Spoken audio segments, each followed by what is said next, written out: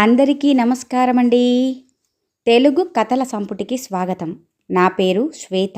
ఈరోజు మనం చెప్పుకోబోయే కథ, తండ్రి చనిపోగానే ఆస్తిని మొత్తం పంచుకొని తల్లిని ఒక పూరి గుడిసెలో ఉంచి నానా కష్టాలు పెడుతున్న కొడుకులు కోడళ్ళ కథ అండి. మరి ఈ కథ పేరు తొలకరి. రచించిన వారు బెల్లంకొండ భవానీ కుమారి గారు. కథలోనికి వెళ్లే ముందు మన ఛానల్ని మొదటిసారిగా చూస్తున్నవారైతే సబ్స్క్రైబ్ చేసుకోవడం మర్చిపోకండి. కథను పూర్తిగా విన్న తర్వాత లైక్ చేయడం, షేర్ చేయడం అస్సలు మర్చిపోవద్దండి. ఇంకెందుకండి ఆలస్యం, కథలోనికి వెళ్ళిపోదాం. మನೆమ్మ ఉదయం 10 గంటలైనా పక్క మీది నుంచి లేవలేకపోతోంది. డిసెంబర్ నెల, పైగా రేకుల గది. లేచి మాత్రం ఏం చెయ్యాలి గనుక? ఇద్దరు కోడళ్ళు నెలకొకరు చొప్పున ఇంత ముద్ద పడేస్తే తినటం తప్ప వేడి వేడి టిఫిన్ తిని ఎన్ని రోజులైందో. అడిగేవాడు లేనే లేడు. 70 ఏళ్లకే సరైన పోషణ లేక శరీరం నీరసించిపోతుంది రోజు రోజుకి. ఉందా పోయిందా ఈ ముసల్ది? 10 లేవలేదే అంటూ గది బయట పెద్ద కోడలి గొంతు వినపడింది. లేస్తున్నానమ్మా అంటూ బలహీనమైన గొంతుతో జవాబిచ్చింది మನೆమ్మ. లే లేచి మొహం కడుగు అంటూ నీళ్ల టీని పాత బల్ల మీద పెట్టి వెళ్ళిపోయింది. మొహం కడుక్కొని వచ్చేసరికి ఆ టీ కాస్త చల్లారిపోయింది. ఆ టీనే గొంతులో పోసుకొని చద్దన్నం కోసం ఎదురు చూస్తూ కూర్చుంది. ఇంకో అరగంటకి చద్దన్నం, పాత చింతకాయ పచ్చడి ప్లేట్లో వేసి వెళ్ళిపోయింది కోడలు. రోజూ అదే అన్నం, ఏదో ఒక పచ్చడి. తిని విసిగొస్తోంది. అయినా చేసేదేమీ లేదు. ఎవరూ అడిగేవారు లేరు. ముసలి మనిషి అని ఎవరు బాధ్యత తీసుకుంటారు? ఒక్క వృద్ధాప్య పింఛన్ తీసుకునేటప్పుడు మాత్రం నెలకొక కొడుకు వంతులేసుకొని డ్రా చేసిన డబ్బుని జేబులో వేసుకోవటమే తప్ప నెలకొక్కసారైనా ఈ తల్లి నోటిని తీపి చెయ్యాలి అని ఎవ్వరూ అనుకోరు. మನೆమ్మ నిట్టూర్చి స్నానానికని లేచింది. వేడి నీళ్లు ఏనాడూ నోచుకోలేదు.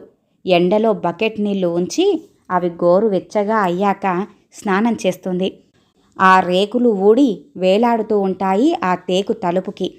అది ఎక్కడ గీసుకుంటుందో ఏమోనని మನೆమ్మ భయం. ఒక శీల కొట్టియమని ఎన్నిసార్లు అడిగినా వినిపించుకున్న నాదుడు ఎవ్వరూ లేరు. ఆ పాపాన ఎవరూ పోరు. నెలకొక ఒంటి సబ్బు, ఒక బట్టల సబ్బు ఇస్తారు అంతే. అంతకు మించి ఏమీ విదిల్చరు. జీవితం అంటే విరక్తి కలుగుతోంది. చావేమో రాదు.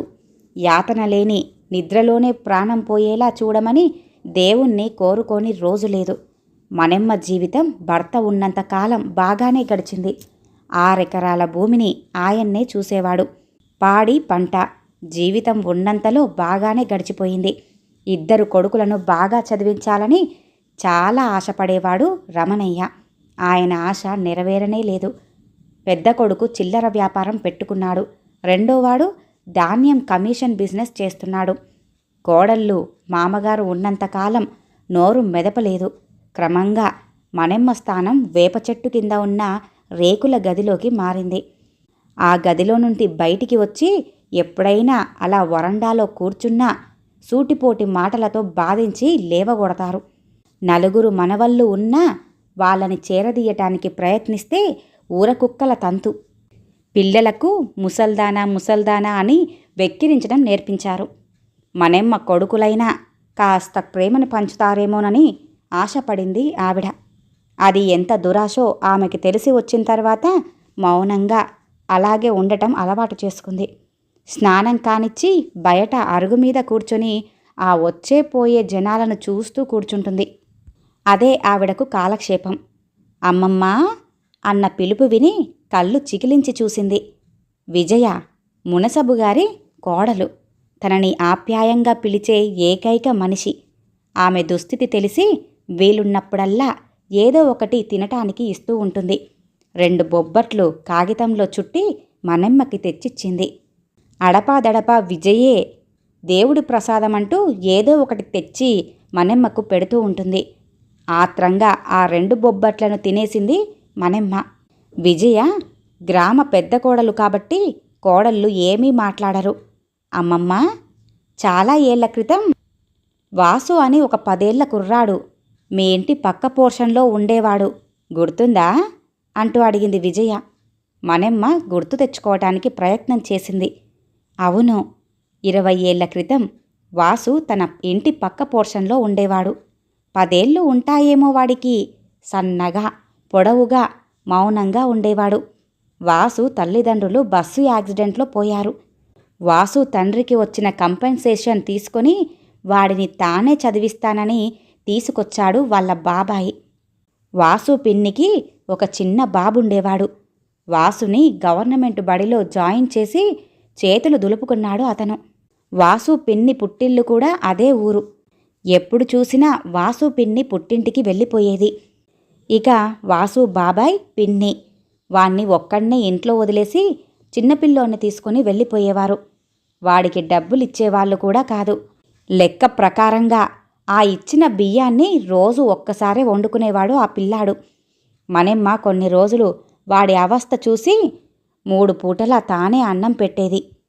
వాసు వద్దనేవాడు, కానీ ఆమె ఊరుకునేది కాదు. వాళ్ళ పిన్ని ఇంట్లో ఉన్నా ఆమెకు తెలియకుండా వాడి కడుపు నిండేలా చూసుకునేది. 2 ఏళ్ల తర్వాత వాసు మేనమామ ఒకసారి చూడ్డానికని వచ్చాడు. వాడెంత దుర్దశలో ఉన్నాడో చూసి తనతో పాటు వాడిని తీసుకెళ్ళిపోయాడు. వాడి గురించి ఆమెకు ఆ తర్వాత ఏ సమాచారమూ లేదు. విజయ ద్వారా ఆమెకు తెలిసిందేమిటంటే వాసు అగ్రికల్చర్ BSc చేశాడు. మేనమామే అతనికి మంచి సంబంధం చూసి పెళ్లి కూడా చేశాడు. వాసు మామగారితోనే కలిసి ఉంటాడు. అతనికి 2 పిల్లలు. వ్యవసాయంలో కొత్త కొత్త పద్ధతుల ద్వారా చాలా పేరు సంపాదించాడు. అమ్మమ్మ, నీ గురించి అంతా చెప్పానతనికి. విని చాలా బాధపడ్డాడు. వీలు చూసుకొని ఒకసారి వస్తానని కూడా చెప్పాడు అని చెప్పింది విజయ. మనెమ్మ వాసు కోసం ఎదురుచూడసాగింది అప్పటినుంచి. వాసుని చూడాలని ఒక కోరిక, అంతే. అంతకు మించి ఏ ఆశ లేదామెకు. అలా వారం గడిచిపోయింది. ఒకరోజు మనెమ్మ చెద్దన్నం కంచంలో వేసుకొని దిగులుగా ఏదో ఆలోచించుకుంటూ కూర్చొని తింటున్న సమయంలో హఠాత్తుగా వచ్చాడు వాసు. పక్కన విజయ కూడా ఉంది. అమ్మమ్మ, ఎవరు వచ్చారో చూడు. ఎవరమ్మా, ఎవరొచ్చారు అంటూ ప్రశ్నిస్తున్న ఆ వృద్ధురాలిని, ఆమె దయనీయ స్థితిని చూసి చలించిపోయాడు వాసు. ఏ ఉపోద్ఘాతం లేకుండా ఆమె పక్కన కూర్చొని, నేనమ్మా వాసుని అంటూ, నాతో వస్తావా పెద్దమ్మా అంటూ అడిగేశాడు. మనెమ్మ ముఖం వెలిగిపోయింది. అంతలోనే దిగాలుగా చూస్తూ, ఎందుకు పనికిరాని ఈ ముసల్దాన్ని ఏం చేసుకుంటావు నాయనా తీసుకెళ్ళి, చూపు కూడా ఆనట్లేదు అంటూ ఆమె కంటి నిండా నీళ్లు చెంపల మీదుగా కారసాగాయి. వాసుకి కూడా కంటనీరొచ్చింది. ఆ రేకుల గది, తీగకు వేలాడుతున్న పాత బట్టలు, పచ్చడి మెతుకులతో ఉన్న ప్లేటు, ఇవన్నీ చూసి అతని మనసు కదిలిపోయింది. వాసు ఒక నిర్ణయానికి వచ్చినవాడిలా విజయతో ఇలా అన్నాడు. నేను పెద్దమ్మని నాతో పాటు తీసుకెళ్తానమ్మా అంటూ లేచి బయటికి వెళ్ళిపోయాడు. గుమ్మం దగ్గర ఆగి తన చేతిలో ఉన్న ప్యాకెట్ విజయకు అందిస్తూ, ఇంకా ఇక్కడ వస్తువులు ఏమీ ప్యాక్ చెయ్యకండి. నేను ఒకసారి వాళ్ళ కొడుకులతో మాట్లాడి వస్తాను అంటూ చెప్పి వెళ్ళిపోయాడు. విజయ, అమ్మమ్మ లేచి చీర మార్చుకో అంటున్నప్పుడు మనెమ్మకి అంతా కలలాగా ఉంది. వెళ్ళమ్మమ్మా, వాసు నిన్ను తీసుకెళ్తానంటున్నాడుగా, అతనితో పాటు వెళ్ళు. ఇక నీ కష్టాలన్నీ తీరిపోయినట్టే. ఆయన నాకు ముందే ఈ విషయాలన్నీ చెప్పారు అనేసరికి మనెమ్మ కూడా ఒక్క నిమిషం అనుకుంది మనసులో. వెళ్తాను, ఇక్కడ మాత్రం నాకింకేముంది? ఇంత దుర్భర జీవితం కంటే వెళ్ళిపోవడమే నాకు విముక్తి అని. వాసు ఇంట్లోనే ఉన్న కొడుకులను పిలిచాడు బయటికి. తనని తాను పరిచయం చేసుకొని ఇలా అన్నాడు. నేను పెద్దమ్మను నాతో పాటుగా మా ఊరికి తీసుకెళ్దామని అనుకుంటున్నాను. మీకేమీ అభ్యంతరం లేదుగా అనేసరికి, ఎన్ని రోజులు అంటూ పెద్ద కొడుకు దిలాసాగా అడిగాడు. మీరు అనుమతిస్తే ఎన్ని రోజులైనా చూసుకుంటాను అంటున్న వాసు మాటలకి, మళ్ళీ ఎందుకు మాకీ సంత, మీరే చూసుకోండి సచ్చిందాకా అని చిన్న కోడలో అనేసింది. వాసు ఆ నలుగురికేసి ఏహ్యంగా చూశాడు. ఒక వృద్ధురాలి పట్ల వాళ్ళు చూపుతున్న అమానీయమైన ప్రవర్తన చూసి, రాక్షసులు ఎక్కడో ఉండరు, ఇలా కొడుకుల రూపంలోనే ఉంటారేమో అనుకుంటూ చాలా థ్యాంక్స్ అండి అంటూ మనెమ్మ దగ్గరికి వెళ్ళాడు. అప్పటికి ఆమె రెడీ అయి కూర్చుంది. ఇన్నోవాలో ఆమెను సౌకర్యంగా కూర్చోబెట్టి డోర్ వేశాడు. విజయ వైపు తిరిగి నమస్కరిస్తూ, మీ సహాయానికి చాలా థ్యాంక్స్ అండి. మీకు వీలున్నప్పుడల్లా తప్పకుండా మా ఇంటికి రండి అంటూ కారులో కూర్చున్నాడతను. దూసుకుపోతున్న కారుని చూస్తూ ముసల్దానికి ఎంత అదృష్టం పట్టింది అంటూ నిరసనగా అనుకున్నారు కొడుకులు కోడళ్ళు. జీవితంలో ఇప్పటివరకు కారెక్కి ఎరగదు మనెమ్మ. పడుకుంటావా అమ్మా అన్న వాసుతో, లేదు నాయనా కూర్చుంటాను అని జవాబిచ్చింది. ముందు టిఫిన్ చేద్దామమ్మా, అరగంట తర్వాత మంచి హోటల్ దగ్గర భోంచేద్దాం సరేనా అనేసరికి ఆవిడ కూడా తలూపింది. కారుని హోటల్ ముందు ఆపేసి ఆమె దిగటానికి సాయం చేశాడు. రెస్ట్ రూమ్ దగ్గర ఉన్న ఒక ఆవిడకు డబ్బులిచ్చి జాగ్రత్తగా తీసుకెళ్ళమని చెప్పాడు. అమ్మా ఏం తెప్పించమంటావు టిఫిన్గా అనంటే, నీ ఇష్టం నాయనా అంది. ఇక వాసునే 2 ఇడ్లీ 1 దోశ 2 వడ ఇద్దరికీ తెప్పించాడు. ఆమె అలాంటి టిఫిన్లను తిని ఎన్ని రోజులైందో ఆమె తినే విధానమే చెబుతోంది. టీ తాగాక ప్రయాణం మళ్ళీ మొదలైంది. మనెమ్మ నిద్రలోకి జారుకుంది. కొన్ని గంటలు గడిచాక కారు వాసు ఊళ్ళోకి ఎంటర్ అయ్యాక మెలకువ వచ్చింది మనెమ్మకి. అంత కమ్మటి నిద్ర జీవితంలో ఎప్పుడూ ఎరగదు. కారు వాసు ఇంటి ముందర ఆగింది. తడబడుతూ దిగుతుండగా వాసు భార్య లలిత వచ్చి, నెమ్మదిగా దిగండత్తయ్యా అంటూ చేయిని అందించింది. ఇంటి ముందు పెద్ద పెద్ద అరుగులతో ఆ మాండువా లోగిలి ఎంతో అందంగా ఉంది. మెట్లు ఎక్కే ముందు కాళ్ళు కడుక్కోవటానికి పంపు కూడా ఉంది. శుభ్రంగా కాళ్ళు కడుక్కొని చెప్పులక్కడే వదిలేసి ఇంట్లోకి వెళ్ళింది మనెమ్మ. ఆమెను సోఫాలో కూర్చోబెట్టి మంచినీళ్లు తేవటానికి లోపలికి వెళ్ళింది లలిత. ఆమె తల్లి తండ్రి వాళ్ళను వాళ్ళు పరిచయం చేసుకున్నారు. వాళ్ళు ఎంతో ఆదరంగా, మీకిక్కడ ఏ ఇబ్బంది ఉండదమ్మా, మేము నీకు తోడుగా ఉంటాం అన్నారు. అంత మర్యాదతో కూడిన మాటలు విని ఎన్ని ఏళ్లు గడిచాయో అనుకుంది మనెమ్మ. మనెమ్మని హాలుకి ఆనుకొని ఉన్న గదిలోకి తీసుకువెళ్ళింది లలిత. ఈ రోజు నుంచి ఇది మీ గది అత్తయ్యా, మీరు కొంచెం సేపు రెస్ట్ తీసుకోండి, నేను భోజనాలు ఏర్పాటు చేసి వస్తాను అంటూ వెళ్ళిపోయింది లలిత. మనెమ్మ గదంతా కలియజూసింది. నీటుగా ఉన్న పక్క, దాని పక్కనే బాటిల్తో నీళ్ల పక్కన గ్లాసు ఉన్నాయి. బాత్రూమ్ తలుపు తీసి చూసింది. ఎంతో నీటుగా ఉంది. జయమ్మ వచ్చింది. నా పేరు జయమ్మమ్మ, మిమ్మల్ని కనిపెట్టుకుని ఉండమన్నారు వాసు సార్. అమ్మా రండి భోజనానికి అంటూ కిచెన్ పక్కన ఉన్న పెద్ద హాల్లోకి దారి తీసింది. వాసు మనెమ్మ పక్కన్నే కూర్చుని ఆమె మొహమాట పడకుండా చూశాడు. భోజనాలయ్యాక లలిత మనెమ్మను ఆమె గదిలోకి తీసుకెళ్ళింది. అత్తమ్మ, అటాచ్ బాత్రూమ్ ఉంది. మీ బెడ్ పక్కనే స్విచ్ బోర్డు కూడా ఉంది. మీరు ప్రతిసారి లేవకుండా మీ అబ్బాయి ఈ ఏర్పాట్లన్నీ చేశారు. బాగా అలసిపోయుంటారు. ఈ పూటకి రెస్ట్ తీసుకోండి అంది లలిత.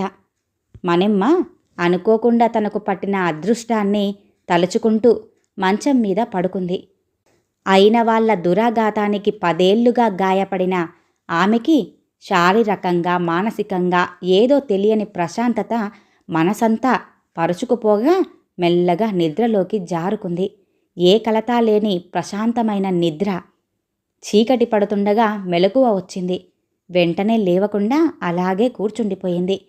పనెమ్మాయి జయమ్మ వచ్చి, లేచారా అమ్మా, రండి రండి మొహం కడుక్కుందురుగాని అంటూ మొహం తుడుచుకోవటానికి టవల్ అందించింది. పొగలు గక్కుతున్న టీ లలిత తీసుకొచ్చి ఇచ్చి పక్కన్నే కూర్చొని, బాగా అలసిపోయినట్టున్నారత్తమ్మ, కాసేపాగి వేడినీళ్లతో స్నానం చెయ్యండి, అలసట పోతుంది అంది లలిత. జయమ్మ, కాసేపయ్యిన తర్వాత అమ్మ స్నానం చేస్తారు, దగ్గరగా ఉండు అని చెప్పింది. మనెమ్మకి క్రమంగా ఆ ఇంట్లో వాతావరణమంతా అలవాటయ్యింది. ఒక పద్ధతిలో మనుషులు ప్రవర్తించే విధానం, ముఖ్యంగా తనను సొంత తల్లిలా వాసు చూసుకునే విధానం, కోడలు, ఆమె తల్లిదండ్రులు చూపే గౌరవం, ఇవన్నీ చూస్తుంటే ఆవిడకు కలనా నిజమా అన్న సందేహం కలిగేది. పదే పదే పిల్లలు చాలా ప్రేమతో నానమ్మ నానమ్మ అంటూ పిలవటం ఎంతో సంతోషాన్ని కలిగించేది. మనెమ్మకు కొత్త జీవితం మొదలైంది. 15 రోజుల తర్వాత ఆమెకు కొంత బలం వచ్చిందని తెలిసాక 2 కళ్ళకి క్యాటరాక్ట్ ఆపరేషన్ చేయించాడు వాసు. జయమ్మను పూర్తిగా ఆమె సేవ కోసమే నియమించాడు. ఆమెకు బలమైన ఆహారం ఇచ్చే బాధ్యత లలిత తీసుకుంది. ఒక వృద్ధురాలికి ఇవ్వాల్సిన గౌరవం, ప్రేమ, ఆదరణ అన్నీ ఆ ఇంట్లో లభించాయి మనెమ్మకు. మనెమ్మలో చాలా మార్పొచ్చింది, శారీరకంగా, మానసికంగా కూడా. మనెమ్మకు రోజులు హాయిగా గడిచిపోతున్నాయి. ఆ మధ్య 2 వెడల్పాటి బంగారు గాజులు, మెల్లోకి ఒక బంగారు గొలుసు చేయించాడు వాసు. వద్దు నాయనా, నాకెందుకు ఈ ఖరీదైన నగలు అని వారించినా వినిపించుకోకుండా లలిత చేత ఆమె మెల్లో వేయించాడు వాసు. అప్పుడప్పుడు మనెమ్మకి మళ్ళీ వాసు తనని ఆ రేకుల గదికి పంపించినట్టుగా పీడకలలు వస్తూ ఉండేవి.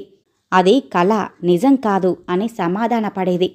వాసు ఎప్పుడూ పొలం పనులలో తీరిక లేకుండా ఉండేవాడు. ఒక్కో రోజు అందరూ కలిసి ఆట విడుపుగా పొలంలో భోజనాలు చేసేవారు. పొలంలోనే ప్రత్యేకంగా నిర్మించిన పర్ణశాలల వంటి పాకలు ఉండేవి. ఆ పాకల దగ్గర బాగా గడిపేవాళ్ళు. ఓ రోజున ఉదయం 10 గంటలప్పుడు ఇంట్లోనే ఉన్నాడు వాసు. వంటింట్లో విజయ కూరలు తరుగుతూ ఉంటే ఈవిడ కుర్చీలో కూర్చుని కబుర్లు చెబుతూ ఉండడం అలవాటైపోయింది. తన అనుభవాన్ని ఎంతో గౌరవించే లలిత అంటే మనమ్మకు ఎంతో ఇష్టం. వాసు, లలిత హాలులో తన గురించి మాట్లాడుకోవటం వినిపించి ఆలకించసాగింది. అమ్మతో జర్నీ గురించి చెప్పావా? లేదండి, చెప్పలేదు. నాకంటే మీరు చెప్తేనే బాగుంటుందేమో అంటుంది లలిత వాసు మాటలకి.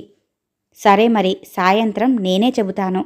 కావలసిన బట్టలు ఇంకా ఏమేమి అవసరమో జాగ్రత్తగా సర్దిపెట్టు, సరేనా అనేసరికి లలిత సరే అంటుంది.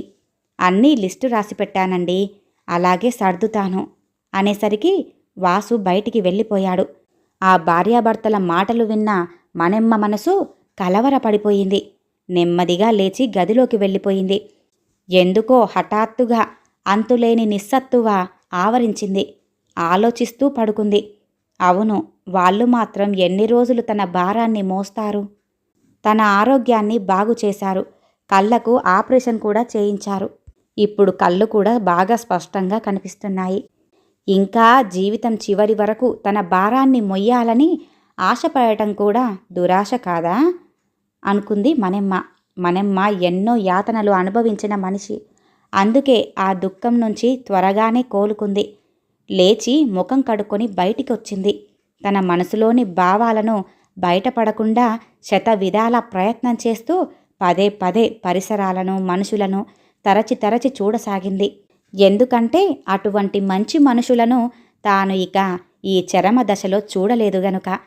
భోజనానికని వచ్చిన వాసుని తదేకంగా తనివి తీరా చూడసాగింది. భోజనం అయ్యాక గదిలోకి వెళ్ళిపోయింది మనెమ్మ. పొంగుకు వస్తున్న దుఃఖాన్ని ఎలాగో ఆపుకుంటోంది. వాసు లోపలికి వచ్చి మంచం పక్కన కుర్చీలో కూర్చున్నాడు.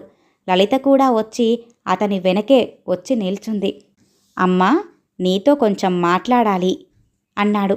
ఆమె చేతిని తన చేతిలోకి తీసుకొని నెమ్మదిగా, ఇప్పుడు నీ ఆరోగ్యం బాగానే ఉంది కదమ్మా, జర్నీలు చెయ్యగలవు కదా అని వాసు అడిగేసరికి వచ్చే కన్నీరును ఆపుకుంటూ కళ్ళు దించుకుని తల ఊపింది మనెమ్మ. అయితే టికెట్స్ కన్ఫర్మ్ చేస్తానమ్మా అన్నాడు వాసు. ఎక్కడికి అని ధైర్యం లేక అలాగే నాయనా అని అంటుండగానే ఆమె కండ్ల వెంట నీరు కారసాగింది. భార్యాభర్తలిద్దరూ కంగారు పడిపోయారు. ఎందుకమ్మా, ఏమైందిప్పుడు? నీకిష్టం లేకపోతే వద్దులే అన్నాడు వాసు. లేదు నాయనా, ఇక వెళ్తాను. ఇంకా నువ్వే చివరి వరకు చూడాలని దురాశ లేదు నాకు అంటున్న ఆవిడ మాటలు అర్థం కావటానికి కొంత సమయం పట్టింది వాసుకి. నవ్వుతూ ఆమె పక్కన కూర్చొని, నువ్వు తప్పుగా అర్థం చేసుకున్నావమ్మా. నేను మామయ్య, అత్తయ్య వాళ్ళు కాశీకి వెళ్తుంటే నిన్ను కూడా కాశీ ప్రయాణానికి పంపిద్దామని ఫ్లైట్ టికెట్స్ బుక్ చేయటానికి అడిగాను అన్నాడు వాసు.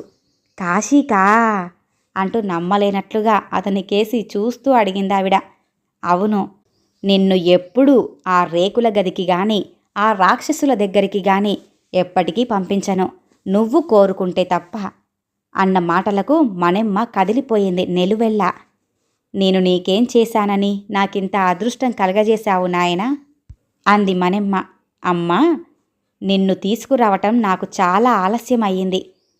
ఆ రోజుల్లో నువ్వు చూపిన దయ, పెట్టిన అన్నమే నన్ను బ్రతికించింది.